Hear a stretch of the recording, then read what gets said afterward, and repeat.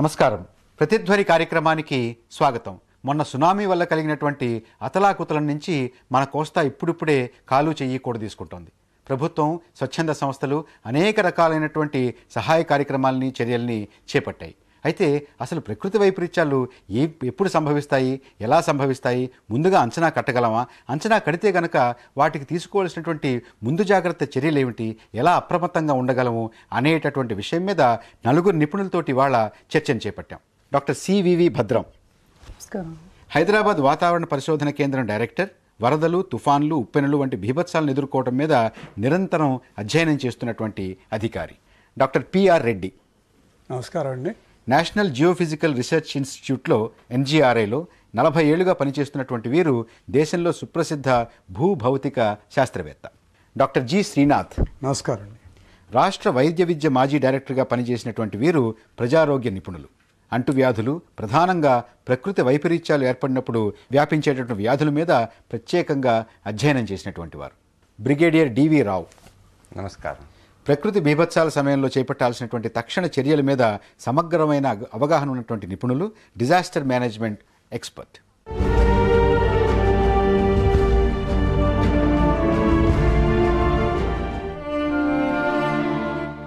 లక్షన్నర మందిని బలిగొన్న సునామీ ఇంకా అలజడులు సృష్టిస్తూనే ఉంది. సునామీ వచ్చి 2 వారాలు గడిచినా భూగోళం ఇంకా కంపిస్తూనే ఉందని శాస్త్రవేత్తలు చెబుతున్నారు. భవిష్యత్తులో ముంబాయి, ఒరిస్సాలకు ఈ ఉత్పాతం పొంచి ఉందని భారత శాస్త్రవేత్తల కూటమి హెచ్చరిస్తోంది. ఈ నేపథ్యంలో అన్ని పక్షాల నేతలతో సమావేశమైన కేంద్ర ప్రభుత్వం జాతీయ విపత్తు దిద్దుబాటు సంస్థ ఏర్పాటు చేయాలని నిర్ణయించింది. ముందు జాగ్రత్తలు తీసుకునేందుకు వీలుగా ప్రమాదాన్ని పసిగట్టి హెచ్చరించే వ్యవస్థ ఏర్పాటుకు కేంద్రం యోచిస్తోంది. ప్రకృతి వైపరీత్యాలను ఎదుర్కొనేందుకు అంతర్జాతీయ ప్రమాణాలతో ఒక వ్యవస్థను రూపొందించేందుకు ఈ నెల 21న అంతర్జాతీయ శాస్త్రవేత్తల సదస్సు ఏర్పాటు చేస్తోంది.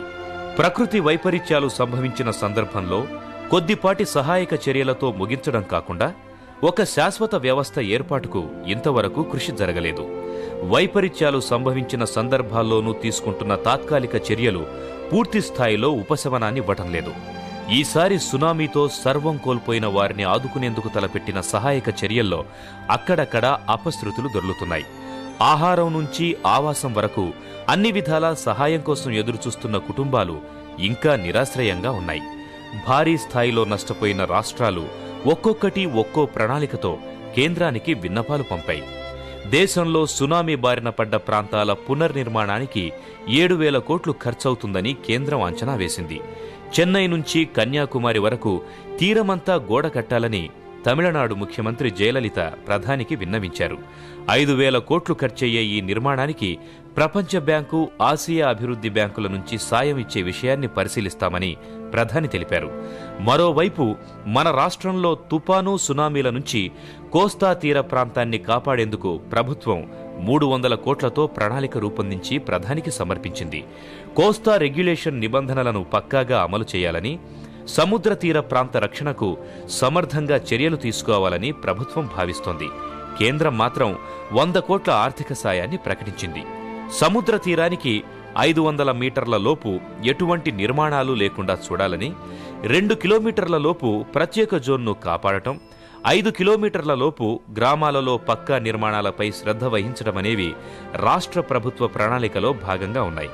తీరం పరిధిలోని 500 గ్రామాలకు శాశ్వత రక్షణనిచ్చే చర్యలు తీసుకోవాల్సి ఉంది. సునామీ నేపథ్యంలో ప్రకటించిన ప్రణాళిక మినహా రాష్ట్ర వ్యాప్తంగా 11 జిల్లాల్లో భూకంపాలు సంభవించే ప్రమాదం ఉందన్న భూభౌతిక శాస్త్రవేత్తల హెచ్చరికలను మాత్రం పెద్దగా పట్టించుకున్న దాఖలాలు లేవు. ప్రకృతి వైపరీత్యాల నుంచి ప్రజలను కాపాడడంలో తాత్కాలిక చర్యలకు పరిమితం కాకుండా దీర్ఘకాలిక ప్రణాళిక అమలుకు నడుం కట్టాల్సిన అవసరం ఉంది.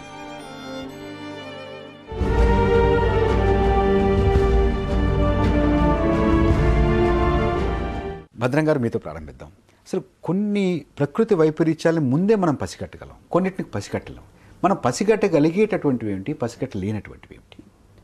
అంటే ముఖ్యంగా మన రాష్ట్రం ఆంధ్రప్రదేశ్కి తీసుకుంటేనండి తుఫాన్లు, ఎందుకంటే మనకి చాలా వాస్ట్ కోస్ట్ లైన్ ఉన్నది, మొత్తం రైట్ ఫ్రమ్ చివరగా మీకు ఒరిస్సా ప్రాంతం నుంచి తీసుకుంటే రైట్ అప్ టు తమిళనాడు ప్రాంతం దాకా వాస్ట్ ఇచ్చాపురం నుంచి తాడా వరకు ఉంది. సో తుఫాన్లు కూడా మనకి చాలా ఫ్రీక్వెంట్గా రావడం, దానికి వార్నింగ్స్ ఇవ్వడం కానీ, దాని తర్వాత ముందుగానే 2-3 డేస్ ముందు నుంచి కూడా మనం పూర్తిగా చెప్పే అవకాశం ఉంది. తర్వాత అలాగే వరదలు మనకి ముఖ్యంగా ఈ మాన్సూన్ సీజన్లో నైరుతి ఋతుపవనాలు జూన్ నుంచి మనకి సెప్టెంబర్ ఈ టైంలో కూడా ఎక్కువ హెవీ రెయిన్స్, భారీ వర్షాలు అవి రావడం మూలంగా మనకి వరదలు అవి వస్తూ ఉంటాయి. ముఖ్యంగా గోదావరిలోని కానివ్వండి, లేకపోతే కృష్ణానదిలో కానివ్వండి, వాటికి కూడా మనకి ముందుగా పసిగట్టి దానికి వార్నింగ్స్ అవి ఇవ్వడానికి కుదురుతుంది. భూకంపాలకు మాత్రం యాజ్ ఇట్ ఈజ్ ముందుగా పసిగట్టి వాటికి వార్నింగ్స్ అవి హెచ్చరికలు ఇచ్చే మాత్రం ఇంతవరకు ఏది టెక్నిక్ మాత్రం లేదండి. డాక్టర్ రెడ్డి గారు, భూకంపం అంటే అసలు ఏ మాత్రం కూడా అంచనా కట్టలేమా? భూమి పైనుండే కొండలు వాటిని అంతా చూస్తున్నాం, కానీ భూమి లోపల ఏమి జరుగుతుంది అనే దానికి అంత కాదు. భూకంపాలు రావడానికి కారణం రకరకాలు ఉన్నాయండి. వోల్కనోస్ పగిలి కూడా భూకంపాలు వస్తాయి. ఓషన్ ప్లేట్ టెక్టానిక్స్ అంటారు. అంటే ఏంది, సముద్రంలో ఉండేటువంటి ప్లేట్స్ అంటే 150 కిలోమీటర్ల తిక్కు లావైనటువంటి భూ పరిధి ఒకదానికొకటి రాసుకున్నప్పుడు, ఒకదాని కిందకు పోయినప్పుడు, ఇప్పుడు జరిగింది సుమత్రాలో ఒకదానికొకటి కిందకు పోయిన తర్వాత ఆ ప్లేట్లో ఉండే ఒక భాగం కంటిన్యూస్గా సడన్గా విరిగిపోయింది అనమాట. ఆ విరిగిపోయినందువల్ల ఏమైందంటే అది 9 మ్యాగ్నిట్యూడ్ రిక్టర్ స్కేల్లో చాలా పెద్దదన్నమాట. బ్రిగేడియర్ రావు గారు, ఏ రకమైనటువంటి ముందు జాగ్రత్త చర్యలు తీసుకుని తగ్గించడానికి ఏ రకమైనటువంటి చర్యలు? నష్టాన్ని తగ్గించడానికి ఒక మార్గం అండి. దానికి మనం ప్రిపేర్డ్నెస్ ఉండాలి. అంటే నష్టాలు జరగబోయేవి ఆ యొక్క ప్రకృతి వైపరీత్యం వలన ఏమి ఎఫెక్ట్ అవుతాయి. ప్రాణం ఉన్నది మానవులు, జంతుజాతి. ప్రాణం లేనిది ప్రత్యేకమైన వ్యక్తిగత ఆస్తులు, సమాజం అభివృద్ధి కోసం బలపరిచిన ఆస్తులు ఉన్నాయి. అయినా కూడా మనం దివిసీమ సైక్లోన్ తర్వాత నుంచి చూస్తూనే ఉన్నాము. ఎందుకు డ్యామేజ్ అవుతున్నాయి అంటే ఏంటి, ఆ శక్తిని తట్టుకోవడానికి వాటిలో బలహీనత ఏర్పడింది. ఫర్ ఎగ్జాంపుల్ 96 సైక్లోన్లో రావులపాలెంలో మైక్రోవేవ్ టవర్ పడిపోయింది, ముక్కలు అయిపోయిందండి. ఎందువలన? ఇతర మైక్రోవేవ్ టవర్స్ ఆ యొక్క ప్రాంతంలో ఉన్నవి పడలేదు. అట్లాగే చెట్లు పడిపోతాయి. నార్మల్గా గాలివాన వచ్చినా, తుఫాన్ గాలివాన వచ్చినా మాన్సూన్ సీజన్లో చెట్లు పడవండి. అంటే ఏంటి, ప్రకృతి శక్తులు అయితే ఏవన్నీ ఉన్నాయో ఎక్కడైతే బలహీనత ఉందో అక్కడే దెబ్బతింటుందండి. దానికి తీర ప్రాంతం అనే కాదు, విజయవాడలో కూడా ఆర్టీసీ షెడ్స్ పోయే 1990 సైక్లోన్లో, 77 సైక్లోన్లో, 96 సైక్లోన్లో. అంచేత ఈ యొక్క ప్రకృతి ధాటికి ఎదుర్కొనడానికి బలపరచమైనది ఎంతైనా అవసరం. భద్రన్ గారు, ఇప్పుడు వరదలు వస్తున్నాయే మనకు ఒక అంచనా ఉంటుంది. ఏం జాగ్రత్త చర్యలు తీసుకోవాలి? ముందుగా హెచ్చరికలు ఇస్తామండి. అంటే ఏ ప్రాంతాలు ఇప్పుడు ముఖ్యంగా రివర్స్లోనే ఎక్కువగా వరదలు వస్తాయి. అది గోదావరి కానివ్వండి, కృష్ణా రివర్స్లో కానివ్వండి. వాటిలో ఏంటంటే ఏ అప్పర్ క్యాచెస్లో ఎక్కడ ఎక్కువగా వర్షాలు పడతాయి అంటే అక్కడ ఏంటంటే మళ్ళీ లోవర్ క్యాచ్మెంట్ దాకా రావడానికి కూడా కొంత టైం పడుతుంది అనమాట. సో దాని ప్రకారం నెక్స్ట్ 48 అవర్స్ కానీ 72 అవర్స్ లోపల ఎక్కడెక్కడ ఎక్కువ భారీ వర్షాలు పడతాయి. సో దాని ప్రకారం ఏంటంటే ముందుగా హెచ్చరిక ఇవ్వడం జరుగుతుంది. సో అది ముఖ్యంగా సెంట్రల్ వాటర్ కమిషన్ వాళ్ళకి తెలియజేస్తే వాళ్ళు సబ్సిక్వెంట్గా స్టేట్ ఇరిగేషన్ డిపార్ట్మెంట్ వాళ్ళకి చేసిన తర్వాత లో లయింగ్ ఏరియాస్లో వాళ్ళందరినీ కూడా సేఫర్ ప్లేసెస్కి తరలించడం ఇలాంటివన్నీ కూడా చేస్తారనమాట. డాక్టర్ రెడ్డి గారు, ఆస్తి నష్టం కానీ ప్రాణ నష్టం కానీ దాన్ని తగ్గించడానికి అసలు లేకుండా చేయడానికి మనం ఏం చర్యలు తీసుకోవాలి? ఇప్పుడు లేకుండా చేయడానికంటే కాంప్రహెన్సివ్ ప్లాన్ చేయాలి. అంటే అన్నిటికీ కూడా కలిసి కట్టుకునేటటువంటి ఈ ప్రదేశంలో తుఫాన్లు రావచ్చు, భూకంపాలు రావచ్చు, వరదలు రావచ్చు. వాటి మూడిటి కూడా తట్టుకునేటటువంటి స్ట్రక్చర్స్ డెవలప్ చేసుకోవాలి. ఒకటి. రెండోది ఏంటంటే సాధారణ మానవుడికి, ఇప్పుడు కామన్ మ్యాన్, ఈ వరదలు లేకపోతే తుఫాన్లు లేకపోతే భూకంపాలు వస్తే ఏమవుతుంది వాళ్ళకి తెలవాలి. వాళ్ళు ప్రిపేర్ అయ్యి ఉండి, కామన్ మ్యాన్ కానీ మనస్ఫూర్తి రావచ్చు, కానీ మనం గుండె నింపడంతో దాన్ని ఎదుర్కోగలము. ఆ ధైర్యాన్ని వాళ్ళకి పెంపొందించాలి.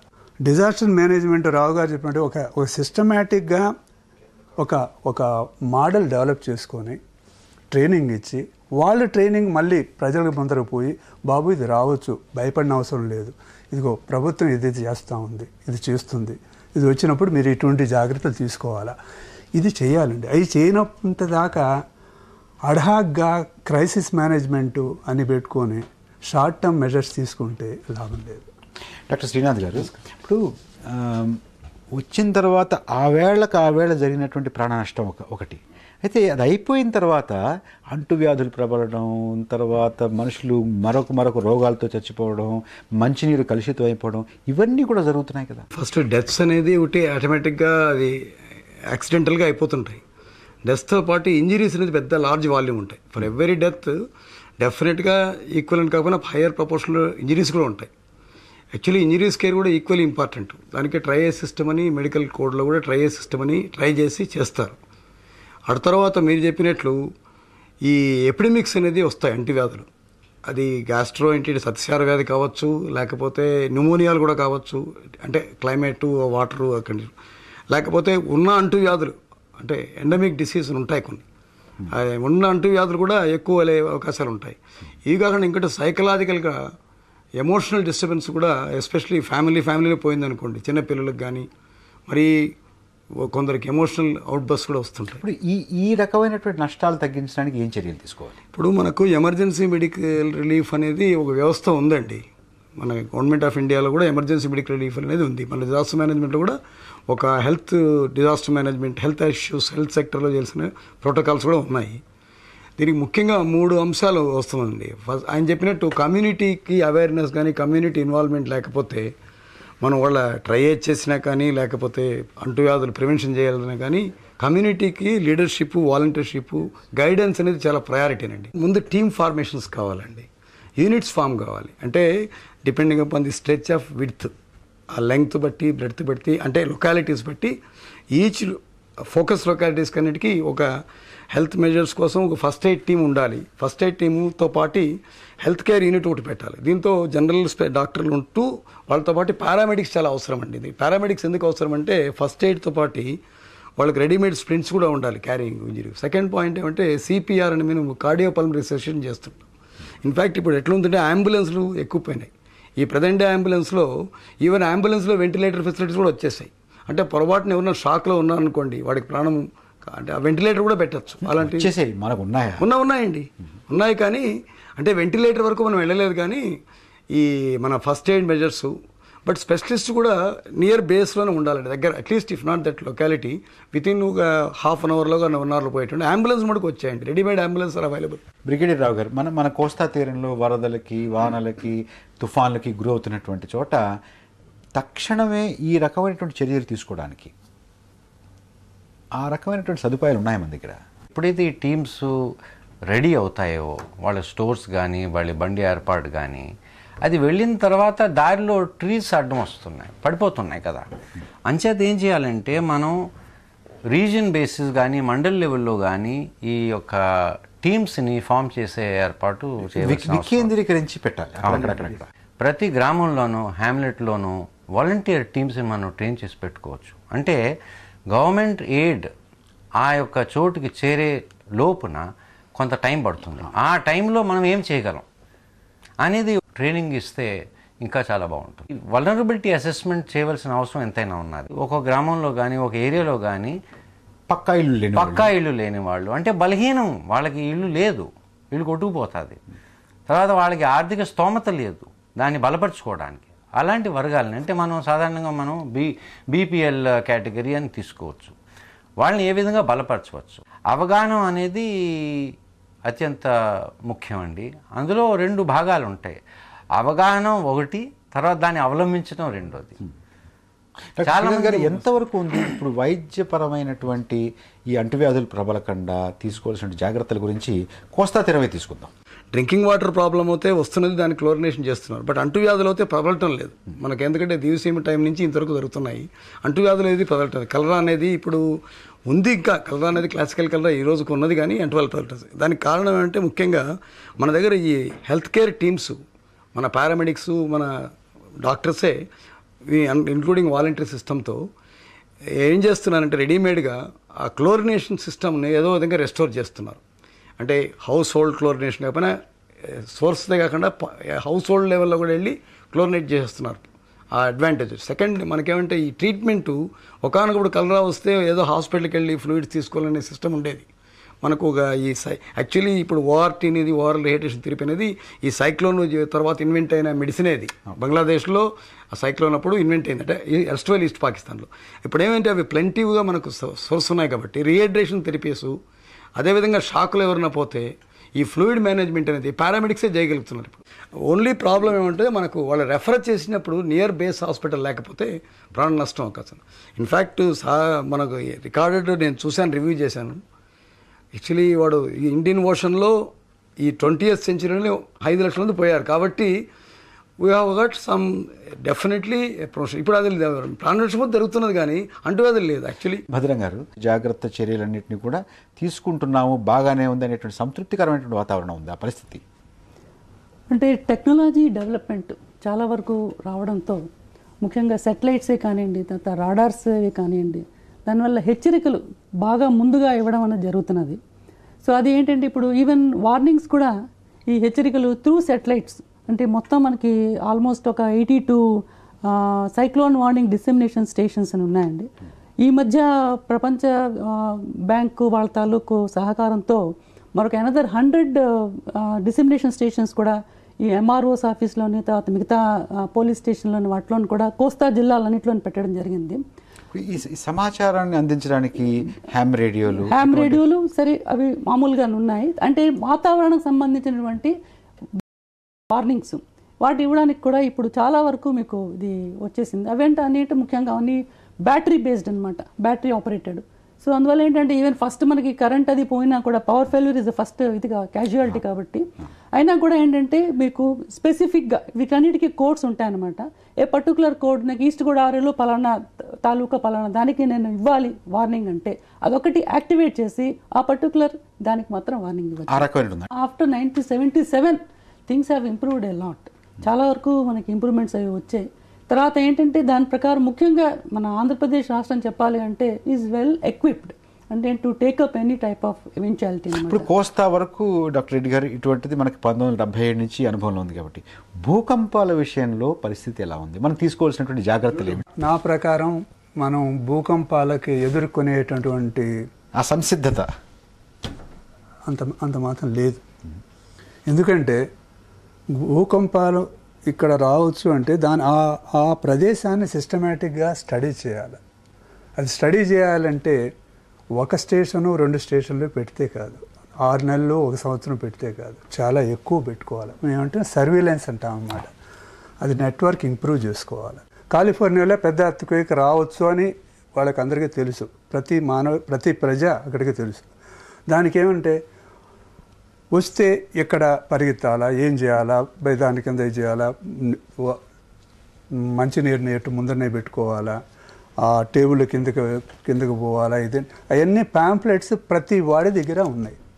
మనం అటువంటి ప్యాంప్లెట్స్ తయారు చేయాలి. బ్రిగేడియర్ రావు గారు, ఏ రకంగా అంటే సమాజంలో ఉన్నటువంటి వాళ్ళని మానసికంగా వాళ్ళని సంసిద్ధులను చేయాలంటే ఒక పద్ధతి ప్రకారం దాన్ని ఎదుర్కోవడానికి ఏ రకమైనటువంటి చర్యలు తీసుకోవాలి? దీనికి గ్రామ స్థాయిలో అవగాహన క్యాంపెయిన్ మోడ్లో చేయాలండి. జన్మభూమిలో కార్యక్రమాలు ఎలా చేపట్టారో అలాగే ప్రకృతి వైపరీత్యాల మీద కూడా ముందు అవగాహన చెప్పాలండి. ఇప్పుడు ఏమైంది, మన తీర ప్రాంతంలో ఉన్నవాళ్ళు ఈ తుఫాన్కి బాగా అలవాటు పడిపోయారు. వార్నింగ్స్ వస్తున్నా కూడా వారు అశ్రద్ధ చేస్తున్నారు.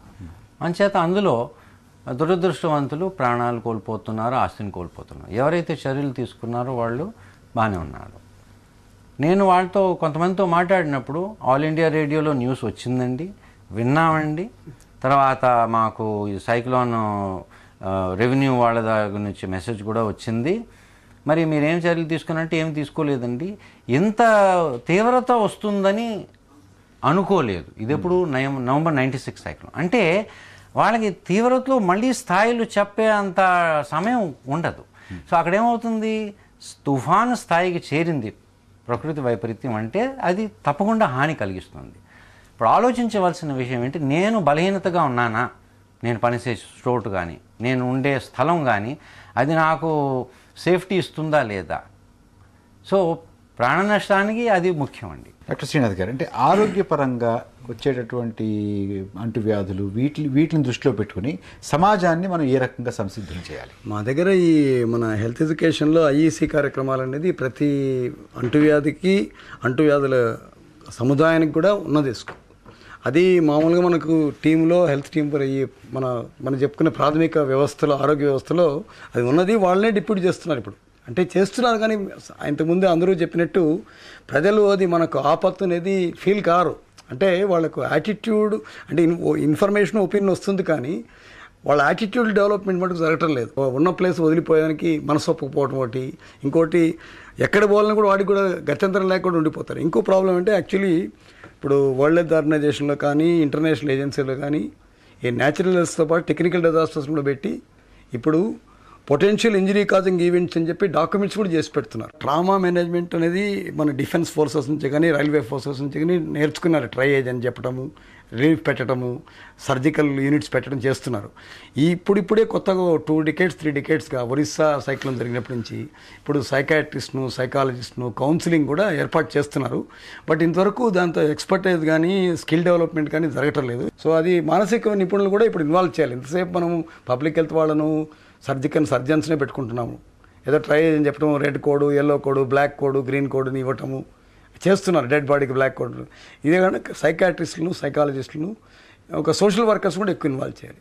ఇంకో బిగ్గెస్ట్ ప్రాబ్లం ఏమంటే మన దగ్గర హెల్త్ అనే లోపల అన్ని ఏజెన్సీ వచ్చేస్తాయి. వీళ్ళని కోఆర్డినేట్ చేయటం కానీ వాళ్ళను ఒక యూనిఫైడ్ కమాండ్ చేయడానికి ఫెయిల్ అవుతున్నాం. డాక్టర్ రెడ్డి గారు, కొన్ని దేశాల్లో అసలు ఇటువంటి వైపరీత్యాలు వస్తే ఏం చేయాలి, ఎలా మసులుకోవాలి, ఏ చర్యలు తీసుకోవాలి అనేటటువంటి విషయాలు పాఠ్యాంశాల్లో కూడా చేర్చి దాంట్లో కూడా భాగం చేశారు. అంటే ఆ సమాజాన్ని సంసిద్ధులు చేయడానికి ఆ రకమైనటువంటి చర్యలు కూడా మనం తీసుకునేటటువంటి పరిస్థితి ఉందా? తీసుకోవాలి, చాలా అవసరం అండి. ఇప్పుడు జపాన్లో ఈ సునామీ దాని గురించి వాళ్ళకన్నా క్షుణ్ణంగా తెలుసు. అర్త్క్వేక్స్ అక్కడ భూకంపాలు జపాన్లో రెగ్యులర్గా 7, 7.5, 8 మ్యాగ్నిట్యూడ్ అర్త్క్వేక్స్ కూడా అక్కడ వస్తాయి. అయినా కూడా వాళ్ళ ప్రాణ నష్టం ఎంత అండి? ప్రాక్టికలీ నథింగ్, నిల్. డిజాస్టర్ మేనేజ్మెంట్ అనేది డెవలప్మెంటల్ యాక్టివిటీ కింద తీసుకోవాలి. ఇది ఏదో అప్పటికప్పుడు ఏదో చేయాలా అనేది కాకుండా లాంగ్ టర్మ్ మెజర్ తీసుకోవాలి. బేసిక్ ఏంటంటే అండి, ఇప్పుడు తుఫాను వచ్చింది, అప్పుడు తుఫాను పరిగిస్తాం, అప్పుడు చేస్తాం. ఒక భూకంపం రాగానే ఆ తుఫాను మర్చిపోతాం, భూకంపం అంటాను. తర్వాత సునామీ వస్తే సునామీ అంట. బట్ ఇవన్నీ ఎప్పుడైనా రావచ్చు, అన్నిటికీ మనం ప్రిపేర్ కావాలా. ఇప్పుడు కోస్టల్ బెల్ట్లో రావు గారు అన్నట్టు రకరకాల స్ట్రక్చర్స్ ఉన్నాయి, ఇది చేసే ఉంది. మ్యాంగ్రోవ్స్ అది సిస్టమేటిక్గా గ్రో చేయొచ్చు. బట్ అదర్ ఇంపార్టెంట్ ఏంటంటే అండి, ఇప్పుడు తాగే నీరు మొత్తం కలుషితం అయింది. కొన్ని చోట్ల శ్రీకాకుళం దగ్గర నీరు కంప్లీట్గా బోర్వెల్లో కిందకు పోయింది.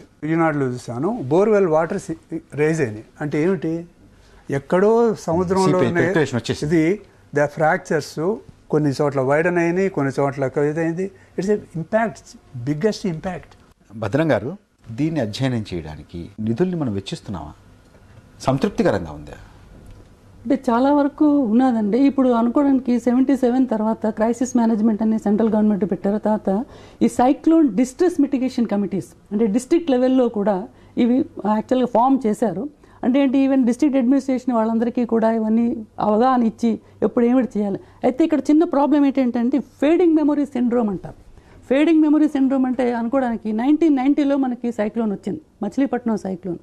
దాని తర్వాత మళ్ళీ 96 దాకా అంత సివియర్ సైక్లోన్ లేదు.